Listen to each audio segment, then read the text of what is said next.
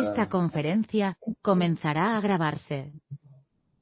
El tema del efecto Pigmalión, pero como también interesa que le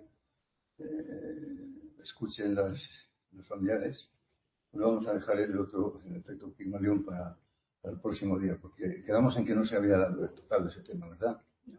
El efecto Pigmalión. Vale. Bien, pues ahora nos toca tratar un tema que es muy común, como es el tema de la enfermedad. Vamos a tratar la enfermedad en las adicciones y en su rehabilitación. Bueno, lo primero, definir qué es la enfermedad.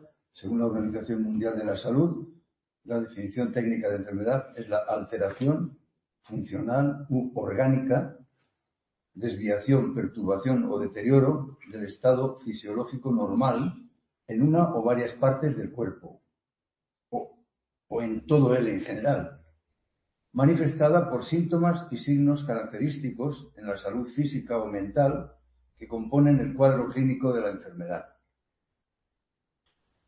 La enfermedad está causada por agentes externos, como por ejemplo infecciones, traumatismos, golpes, o internos, como son, por ejemplo, pues, la genética, la disfunción o degeneración de órganos.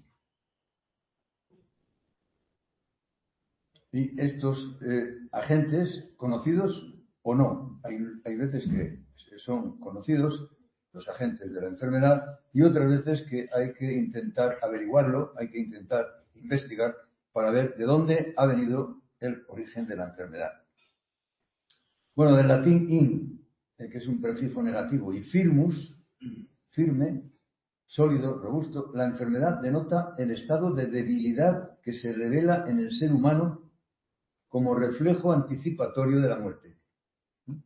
Ese estado de enfermedad, de debilidad, es como si dijéramos una anticipación simbólica del fallecimiento posterior. Se trata de un estado que el ser humano incorpora a su sistema de vida como un contravalor inevitable. Como todo, es obligado que incorporemos este aspecto, este concepto, a nuestro bagaje de conocimientos y de términos que manejamos, ¿no? El término de la enfermedad está en la boca de todos. ¿Por qué? Pues porque está en la mente de todos también. Un poco por lo que se pasa, se ha pasado, o por lo que se puede pasar.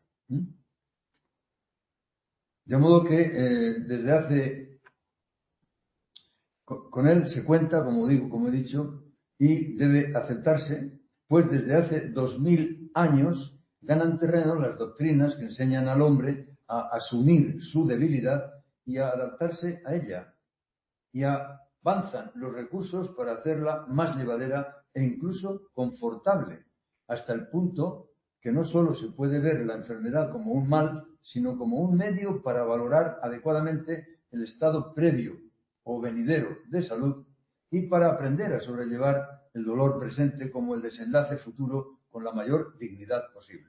Es decir, para todo en esta vida, para sobrellevar una adicción, para sobrellevar cualquier enfermedad, hay que asumirla siempre con dignidad. Vamos a ver sinónimos de enfermedad. Pues tenemos como sinónimos el mal. Padecemos un mal, padecemos una enfermedad.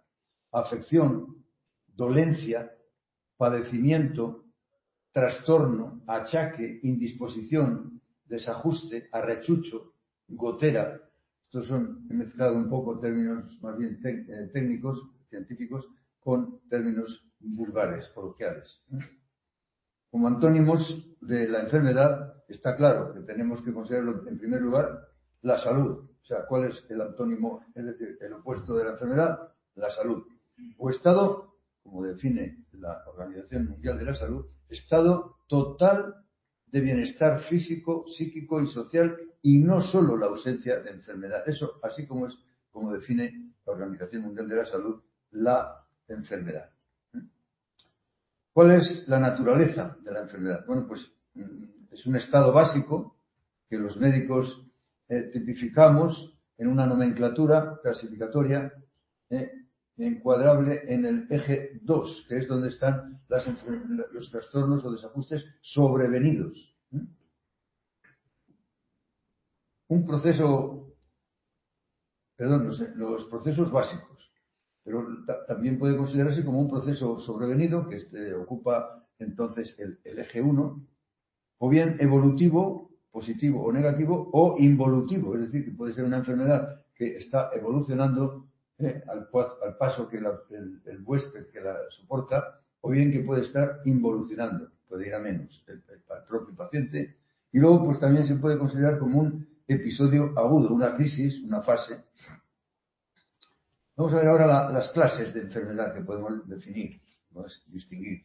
Bueno, pues según su origen, según el origen de la enfermedad, podemos definir que la enfermedad puede ser primaria, en primer lugar, es decir, que nace de una forma primaria, no nace de otro agente distinto, sino que nace por sí misma. Luego, pues puede ser también secundaria, o sea, sintomática de otra enfermedad. Vamos a suponer que tenemos una adicción como síntoma de una enfermedad mental. La enfermedad mental nos ha generado la adicción. Bueno, pues entonces en este caso la adicción sería una enfermedad secundaria, una enfermedad sintomática de la enfermedad mental. Y luego finalmente también puede ser concomitante, es decir, no puede ser anterior ni posterior, sino concomitante. Se acompaña una y otra.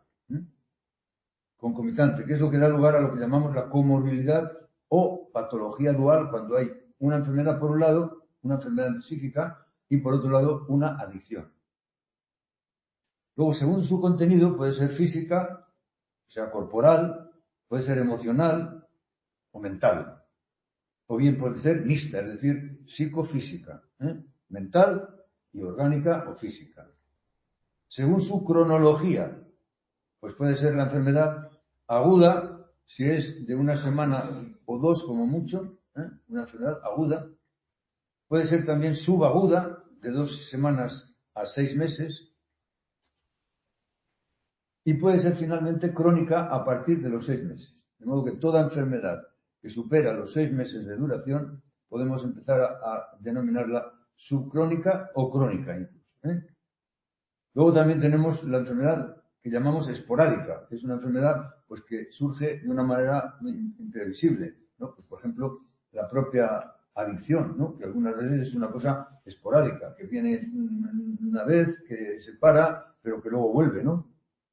Esporádica puede ser también endémica, es decir, que frecuente en alguna zona en concreto. Eso es lo que quiere decir endémica. Que hay enfermedades que son endémicas de una determinada zona de la geografía. Luego puede ser también epidémica por aumento rápido de casos en una determinada zona, es decir, cuando hay por ejemplo, una epidemia de gripe en una zona determinada, aquí mismo en Valladolid, ha habido muchas veces que ha habido epidemia de gripe. Eso quiere decir que ha habido un aumento rápido de casos en esta zona, por ejemplo, o en la que sea. Luego tenemos también la forma pandémica, que se extiende a nivel mundial. No, la epidemia es determinada en local y luego la pandemia es la mundial. Ya sabéis que hemos padecido en el mundo hace 5 o 6 años una pandemia, es decir, una enfermedad a nivel mundial. Según la amplitud, la enfermedad puede ser individual o colectiva. Individual porque le afecta solo al individuo, a la persona. Y colectiva porque a veces puede afectar a una colectividad. Según su extensión puede ser individual, local, regional, que es la epidemia, o nacional o mundial, que es la pandemia. ¿De acuerdo? Vamos a ver ahora las fases por las que transcurre una enfermedad. Bueno, hay una primera fase en la que no se tiene conciencia de enfermedad estando ya enfermo. Esto pasa con mucha frecuencia en vosotros, en las adicciones. Se está enfermo y no se tiene conciencia de estar enfermo. Porque en la primera fase a veces ocurre esto, que la persona no se da cuenta, no tiene conciencia de estar enfermo.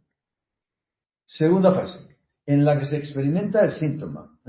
Es decir, el síntoma de la enfermedad. Por ejemplo, vosotros empezáis a notar pues, que no podéis dejar de jugar.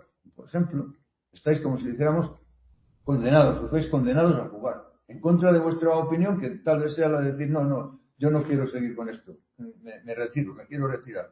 Pero tú sigues allí. Pero por lo menos se experimenta el síntoma.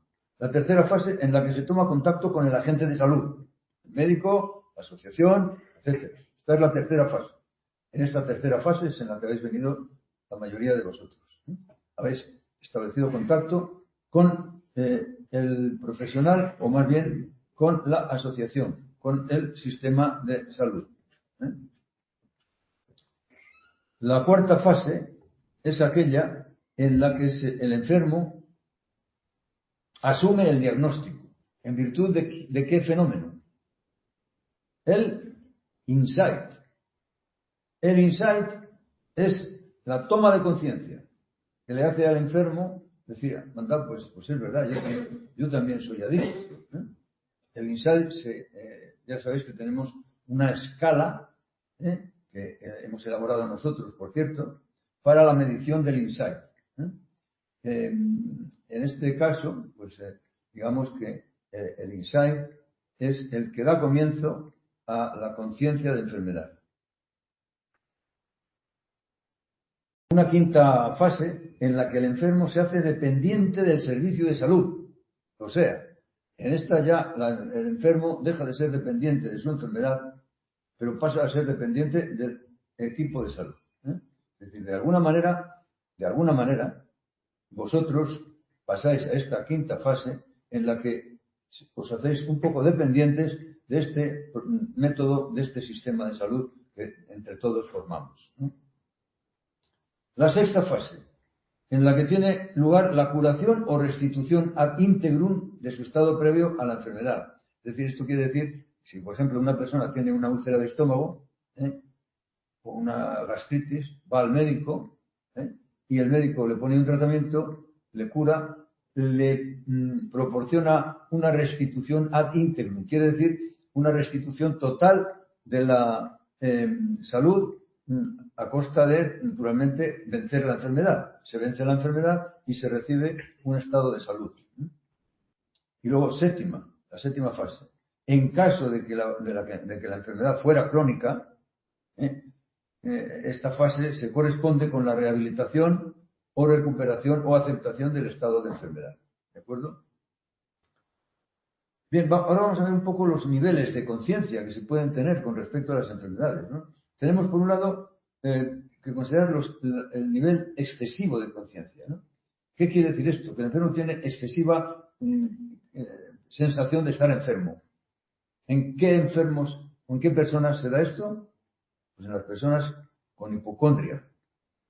Personas hipocondríacas tienen un nivel de insight muy alto, de conciencia muy alto de enfermedad. Es decir, a poco que notan, ya es que están enfermos. A veces de una manera totalmente imaginaria, ¿no? Hay una obra de teatro famosa y que, vamos, desde luego una obra genial de Molière que se llama El enfermo imaginario, ¿no? Entonces, este hombre pues tenía él mismo se creía que estaba enfermo de pulmón y enseguida que le decían algo que tenía que ver con el pulmón, decía, el pulmón, dando a entender que él estaba, así se reconocía como enfermo del pulmón, ¿no? Efectivamente, lo que hacía Molière era retratar en su obra El enfermo imaginario la hipocondria. La relataba con mucha maestría, por supuesto. Luego tenemos también una segunda posibilidad de una alta o excesiva conciencia de enfermedad en el histerismo o histrionismo. ¿Qué quiere decir eso? Pues que hay personas que exageran enormemente la enfermedad porque necesitan sentirse arropados, necesitan sentirse protegidos, necesitan sentirse mimados y necesitan, en definitiva, que alguien les preste atención. Y por eso exageran la enfermedad.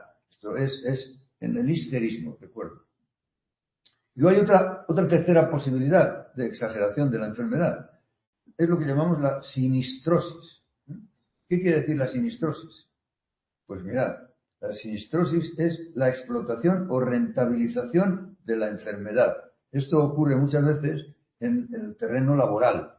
Hay personas que exageran lo que les pasa. Por ejemplo, si tienen un esguince de tobillo benigno, ellos pues lo exageran y diciendo que no pueden trabajar y entonces pues obtienen una baja a partir de esa exageración. Esto es lo que se llama neurosis de renta.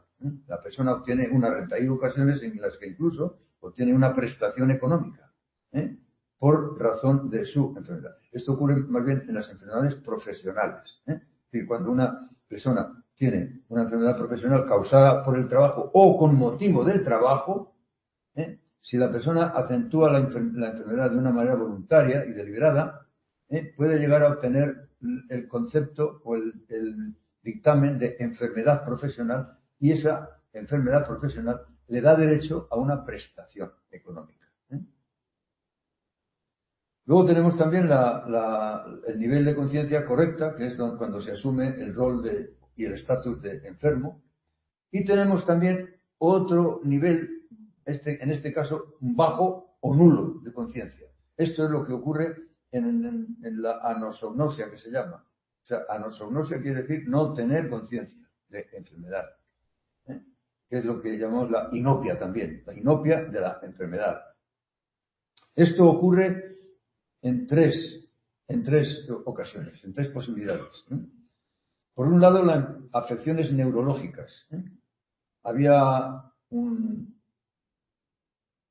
neurólogo o neuropsiquiatra, mejor, que describió perfectamente el síndrome de la anosognosia en una alteración neurológica que él describió y que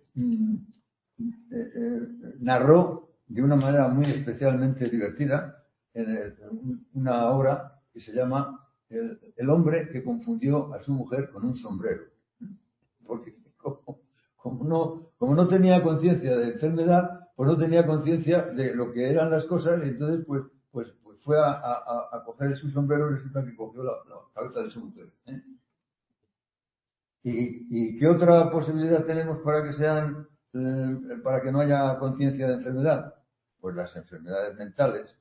Una persona con un trastorno mental, una esquizofrenia o un trastorno bipolar, no tiene conciencia de enfermedad. Las personas que deliran se creen que sus delirios son normales. Entonces, por eso es por lo que también las enfermedades mentales pueden cursar con un defecto de conciencia de enfermedad. Y finalmente, ¿qué otra posibilidad se os ocurre?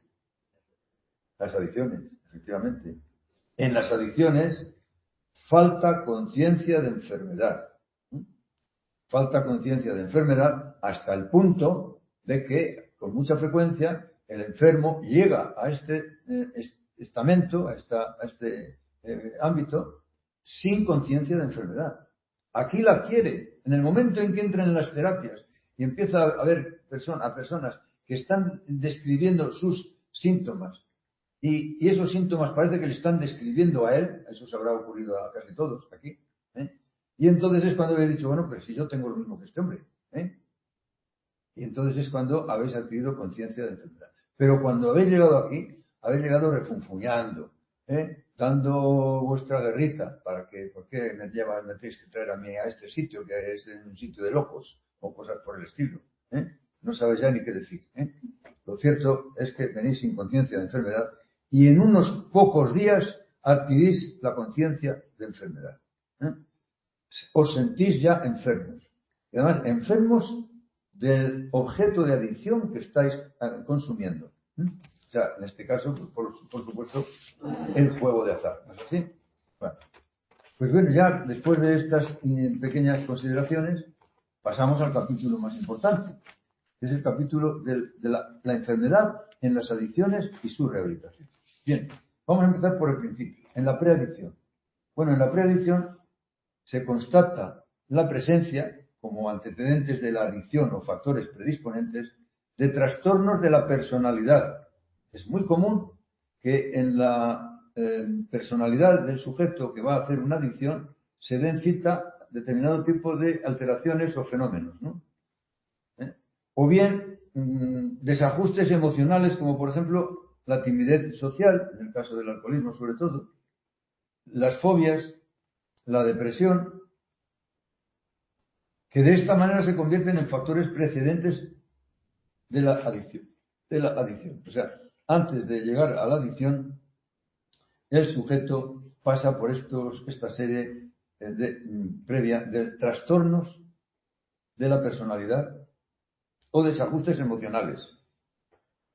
En el caso por ejemplo, del ludópata, no se trata de timidez social, se trata más bien de una especie de empeño en un crecimiento o de un poder, de la adquisición de un poder que la realidad no le está proporcionando. Él se considera injustamente tratado por el destino, es, por decirlo así, un sujeto que decimos nosotros querulante. ¿Qué quiere decir un querulante? Un sujeto que se queja, un sujeto victimizado. Se hace un poco el víctima. Vosotros todos, cuando habéis empezado, antes de empezar vuestro coqueteo con el juego, os sentíais un poco víctimas de un destino poco favorable a vosotros, ¿no? Veíais que otras personas tenían esto, tenían lo otro, tenían poder, tenían facilidad en todos los sentidos, y vosotros, pues no. Entonces, ese es un perfil de personalidad que se encuentra casi siempre en el pre-ludópata, o sea, cuando va a hacerse ludópata. Bueno, pues pasamos ya a la adicción, y en este sentido, en la adicción, el adicto no solo no cuida su salud, sino que descuida las medidas y prácticas higiénicas destinadas a la prevención de enfermedades. Porque para el adicto, la salud no es un bien prioritario, al lado del culto que rinde a su Dios el objeto de adicción, sea el alcohol, sea el juego de azar, o sea el tabaco. O sea, su verdadero Dios es ese, el objeto de adicción. Su juego de azar, su alcohol, su tabaco. Durante la adicción pueden presentarse síntomas o desajustes en las siguientes esferas. Voy a hacer un repaso muy rápido de lo que se puede llegar a sentir, por ejemplo, en el área psicológico-psiquiátrica. Bueno, pues en el área psicológico-psiquiátrica se puede sentir, de hecho, muchos de vosotros lo habréis sentido, se puede sentir ansiedad, angustia, inestabilidad emocional, impulsividad, explosividad, sentimientos de culpa, depresión, somatizaciones, por ejemplo, dolores de cabeza, insomnio, aislamiento social, os vais retrayendo, porque parece ser que vosotros mismos os sentís un poco culpables, parece que no podéis presentaros ante la gente porque tal vez os vean enseguida el plumero, os vean un poco de qué pie cojeáis, ¿no? Y también refugio en la bebida o ideación o tentativa autolítica, hasta ese punto. O sea, todo esto en el área psiquiátrica. O sea, vosotros habéis pasado, algunos o bastantes de vosotros, por esta fase psiquiátrica de la enfermedad del juego. Luego tenéis que saber que hay también no solamente sintomatología psiquiátrica, tal como acabo de comentar, sino también familiar. Sintomatología familiar. ¿A qué nos estamos refiriendo? Pues ya lo sabéis vosotros perfectamente. A los malos tratos, al victimismo. Siempre estáis quejándoos de que si os vigilan, que si os están persiguiendo, que si no os hacen la vida imposible. En fin, victimismo. Incluso paranoias. Veis cosas que no están en la realidad. Veis cosas que no se corresponden con la realidad. Veis rechazos, tenéis conflictos, mentiras, hurtos, y luego ya, en plan gordo, separación, abandono, vulnerabilidad de los hijos. Porque esto también hay que reconocerlo.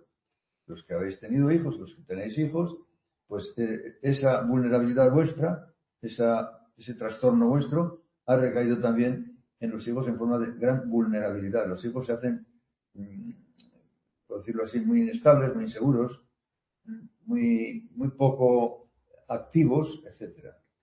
Luego tenemos también la sintomatología laboral o escolar. Pues, por ejemplo, hay un incremento del absentismo, el absentismo es faltar a clase o al trabajo. Incremento del absentismo, pérdida de rendimiento, salidas del trabajo sin justificación, petición de anticipos. Suena, ¿verdad? Apropiación indebida, también, algunos. Sancionabilidad y despidos. Todo esto algunas veces constituye motivos más que suficientes para proceder a un despido. Vamos a ver en cuarto lugar los síntomas económico-financieros. Por ejemplo, malversación de recursos. Es decir, que el dinero que cae en vuestras manos lo malversáis, lo usáis mal,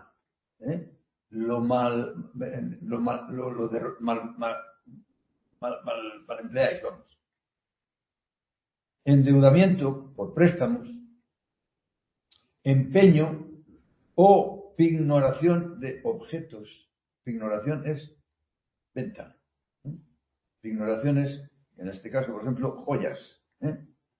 Aquí hemos tenido a mucha gente que han desjoyado a la familia. La han dejado hecha, sin recuerdos sentimentales y sin oro de ninguna clase. O sea, pignoración de objetos. ¿Por qué? Pues porque se los han llevado para venderlos, no para guardárselos como recuerdo, desde luego. Yo creo que si aquí ha habido alguno de vosotros que haya tenido este problema, seguro que no lo ha guardado luego para su recuerdo personal. Abuso de tarjetas de crédito, descubiertos en cuentas de ahorro, quiebras y ruina, en el caso de los autónomos. Luego vienen también síntomas o trastornos judiciales, delitos de cuello blanco, o sea, delitos, estafas, fraudes, falsificaciones, esos son los delitos de cuello blanco. Estafas por cheques sin fondo, desfalcos en la empresa, abuso de tarjetas de crédito, fraudes, falsificaciones. Luego tenemos también que referir sintomatología en el área fisiológica. Por ejemplo, en la comida. La actitud del adicto hacia la comida es muy variable y oscila, fluctúa entre el ansia o la glotonería y la inapetencia o negligencia hacia la comida. En el sueño también, que fluctúa entre el déficit, como el insomnio, los sobresaltos y las pesadillas. En la bebida, entre la escasez por negligencia y el exceso, con recurso al alcohol. En la higiene, negligencia en cuerpo, anejos, dientes, uñas, uniforme perpetuo. ¿Qué quiere decir eso del uniforme perpetuo? Que el adicto, vamos a poner, el ludópata, va siempre con el mismo uniforme, con la misma ropa. No se la quita porque ¿para qué? Para él la imagen es muy secundaria. Lo importante es que si para ponerse un traje nuevo tiene que emplear un dinero, pues él sabe perfectamente que ese dinerito le puede venir muy bien para intentar con él recuperar mucho lo perdido. ¿Estamos de acuerdo? Lo habéis hecho todos, en cierto modo. Y por eso, si os conoce algunas veces por el adicto con el síndrome del uniforme perpetuo.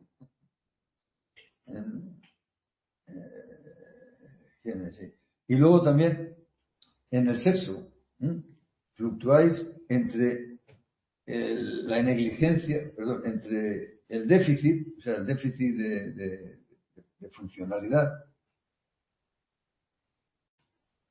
por negligencia, por inapetencia, por disfunción eréctil en el varón, por eyaculación precoz y el exceso por ansia u obsesión. De modo que se dan estos dos extremos, o bien el déficit o bien el exceso, por obsesión.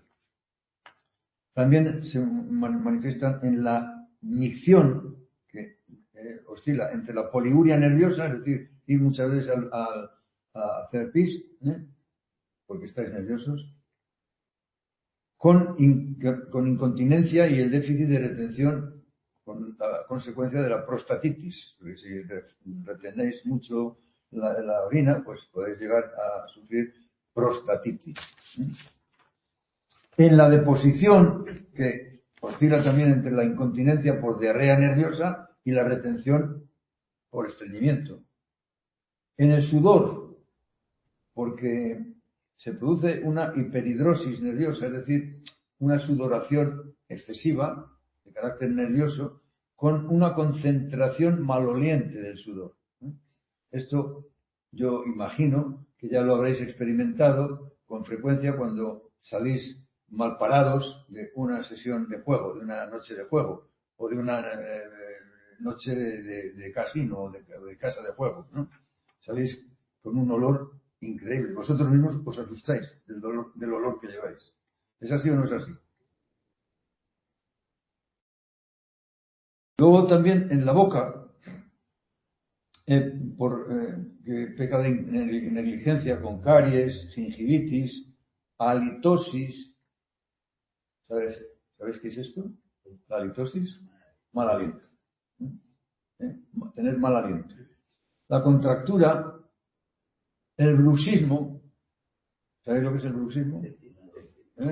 La contractura de la mandíbula sobre el maxilar, rechinando en los dientes a veces, ¿no? Que, ojo, que desgasta los dientes de una manera increíble, que os llega incluso a producir caries y que os quedáis sin dientes. En la digestión también, que puede ser lenta, con pesadez postprandial que se llama, que también puede cursar con aerofagia, ya con borborismos, con flatulencias, muchos gases. Y luego decir también, como final, que pese a su evidencia, el adicto suele ignorar la influencia y repercusiones de su adicción en la salud, por lo que para él esta relación es casi inconsistente o inconsciente. El adicto, ahora espero que vosotros lo hayáis podido relacionar, porque ya estáis fuera de la adicción. Pero cuando estabais en plena adicción, vosotros ni os dabais cuenta de lo que estaba evidente, ahora lo veis evidente, ¿no?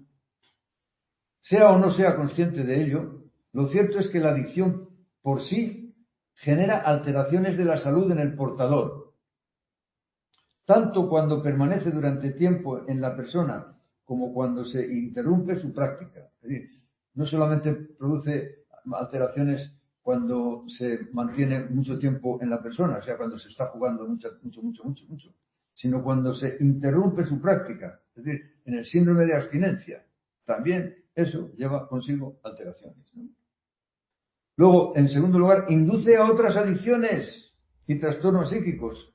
Por ejemplo, como os he dicho antes, cuando se une a una ludopatía un trastorno psíquico, hablamos de patología dual. ¿De acuerdo? Patología dual o comorbilidad también. Luego interfiere en las funciones fisiológicas de su portador, como estábamos diciendo. También agrava las enfermedades preexistentes. Si vosotros tenéis un estado depresivo previo a la ludopatía, cuando entráis en la ludopatía, vuestro estado depresivo se incrementa y se agrava considerablemente, ¿no? Y así cualquier cosa, una fobia, una obsesión, cualquier cosa. Luego, también la adicción suscita pensamientos y conductas contra la vida de su portador. También creo que muchos de vosotros lo habéis experimentado. Cuando habéis pensado que ya no teníais arreglo. Habéis pensado que esto no lo podía arreglarlo nadie, y entonces cuando habéis tenido este tipo de pensamientos. Y luego también, como final, genera alteraciones en la salud de las personas del entorno familiar. En la pareja, en la mujer, en el marido y en los hijos. ¿De acuerdo? O sea que, en definitiva, la adicción es per se, o sea, por sí misma, un problema de salud, una enfermedad. Y es importante que el adicto se acostumbre a verlo como tal, considerando sus alteraciones de conducta como síntomas de la propia enfermedad, en evitación de complejos de culpa desmedidos que puedan generar como respuesta una depresión prolongada que a su vez pueda poner en riesgo la propia rehabilitación y conducir a recaídas o incluso la propia vida, tal como acabamos de decir, ¿no? Bueno, como comorbilidad, es decir, ¿a qué enfermedades se asocia normalmente la adicción? Pues, en primer lugar, tenemos dentro de la comorbilidad, ya sabéis, la coexistencia de dos entidades. Una, un trastorno psíquico y otra, la adicción. Pues tenemos en primer lugar la dependencia de que se trate, en este caso ludopatía. En segundo lugar, ya hemos dicho, trastornos de la personalidad. En tercer lugar, depresiones y distimias. Trastornos de ansiedad, fobias, obsesiones y compulsiones. Trastorno por déficit de atención. Ideas o conductas suicidas. Piensa en la muerte un 85%. Atención a estas estadísticas. Están extraídas de encuestas con pacientes. Son reales. Un 85% piensa en la muerte. Un 49% la planifica, la planea. O la perpetra, un 19%, amigos. No es nada desdeñable. Y luego tenemos también las patologías médicas exacerbadas. Por ejemplo, los trastornos cardiovasculares. Cuando se tienen este tipo de trastornos, la enfermedad, en este caso la ludopatía, la adicción, los exacerba, los incrementa, los aumenta. Las dispepsias digestivas también. O sea, los desarreglos digestivos, vamos. Y luego también tenemos que referir, qué pena que no estén ahora ellas, pero casi mejor para que no luego nos den guerra. Las patologías exacerbadas en las esposas, que son más o menos las siguientes. Cefaleas crónicas, o sea, dolores de cabeza crónicos. Depresión o distimia, es decir, depresión aguda en un momento determinado, un episodio de depresión, o bien depresión encronizada, depresión prolongada, casi crónica ya. Asma, dispepsias digestivas, e incluso también en las esposas nosotros hemos constatado el riesgo de suicidio y en algún caso también suicidio. He dicho esto, no lo quiero decir delante de ellas. Y luego ya pues pasamos a la rehabilitación. Bueno, en cualquier caso, siendo en general reversibles las alteraciones referidas en la salud del adicto, la rehabilitación se presenta como la mejor oportunidad para devolver al portador y, en su caso, a la familia, la salud y bienestar perdidos con la adicción. ¿De acuerdo? Y bueno, pues en segundo lugar, habida cuenta del poco caso que en general presta el adicto a su salud, puede afirmarse que el adicto contrae con su salud una deuda que debe saldar con creces durante la rehabilitación, prestándole el máximo de atención para lo siguiente. Primero, afianzar, potenciar o promocionar su salud al más alto nivel posible. Segundo, prevenir las enfermedades que más fácilmente pueden afectar al adicto y que las acabo de comentar. Y tercero, tratar de la manera más adecuada, precoz y eficaz posible las enfermedades que aparezcan al margen de la adicción. Es decir, pues lo que he dicho hace un momento, depresiones, alteraciones emocionales del tipo de las obsesiones, etcétera, etcétera. Todo eso, pues es conveniente, como he dicho, prevenirlas y si surgieran, tratarlas de la manera más precoz posible. Bien, y yo ya con esto acabo de mi exposición para que ahora ya seáis vosotros los que llenéis el espacio terapéutico en experiencias, testimonios y anécdotas incluso con relación a todo lo que he comentado, que a veces pues da para escribir un libro todo esto. Así que por favor, vamos a ello.